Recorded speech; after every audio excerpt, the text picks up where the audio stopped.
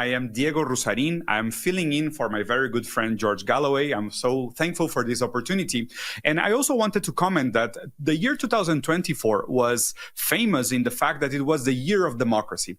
It was the year in which the most amount of countries conducted democratic elections around the world at the same time. So we all voted, we participated, we were all part of this very big circus of supposed controlled dissidence and controlled change.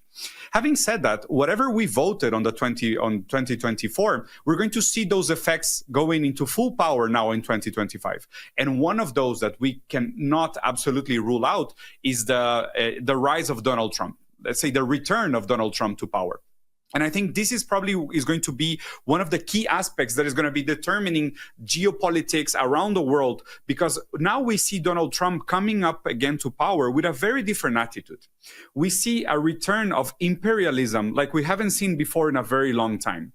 And I think this is especially important. So we're having this conversation today because the effects of Donald Trump reaching power for the second time are much more nefarious than they can immediately look. What do I mean by this? Let's say you're listening to this show from Latin America, from South America. Donald Trump has made statements in the past few days regarding taking back the Channel of Panama, which already Panama is almost like a pariah state that was used as a military base. And now Trump is using these power words as raising tariffs and imposing sanctions because he wants to take control of the Panama Canal. He has also made very, very aggressive and violent remarks towards Mexico, making comments about renaming the Gulf of Mexico to the Gulf of America. But this doesn't stop in America. Donald Trump has set his eyes also as adding Canada as the 51st state of the United States of America, and he's now in a bidding war to take control of Greenland. All of this even before taking power. So I think what we can expect out of Donald Trump is going to be at least very interesting content.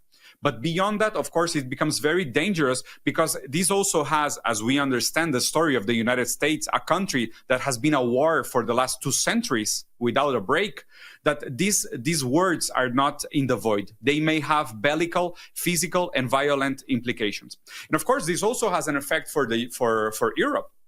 I hope people now in Europe are waking up to the fact that having the US as an ally is even worse than having the US as an enemy. This is not me saying this. It was said by Harry Kissinger, one of the main political players in the history of the country.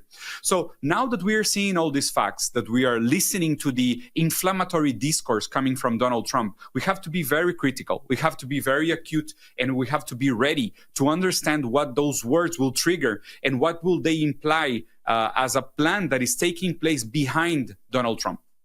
So we are going to continue in this conversation regarding geopolitical implications after the big year of democracy and being in this year of a big transition towards the end of a global hegemony and the birth of a new potential multipolar world with our guests today.